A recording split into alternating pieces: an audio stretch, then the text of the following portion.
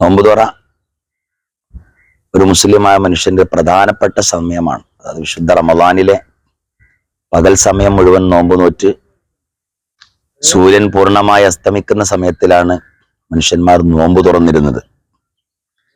വർഷങ്ങളോളമായി മലപ്പുറം ജില്ലയിലെ വാഴക്കാട് ഈ പള്ളിയുടെ പരിസരത്ത് കദീന പൊട്ടിക്കൽ എന്നുള്ള ഒരു കർമ്മം നടന്നുകൊണ്ടിരിക്കുകയാണ്. വർഷങ്ങൾ പഴക്കമുണ്ട് ഇതിന്.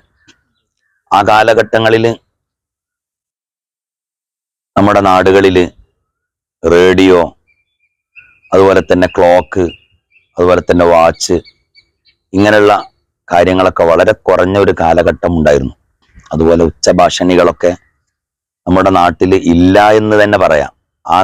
ആ കാലഘട്ടങ്ങളിൽ ഈ വാഴക്കാടിന്റെ പരിസര ഭാഗത്തുള്ള ആളുകൾ ചീക്കോട്, മുണ്ടുമൊഴി, മാവൂര്, കൽപ്പള്ളി, പൊന്നാട്, ഓമാനൂര് തുടങ്ങിയ സ്ഥലങ്ങളിലൊക്കെ ഉള്ള ആളുകൾ ഈ ഒരു വെടിയെ പ്രതീക്ഷിച്ചിരുന്നു.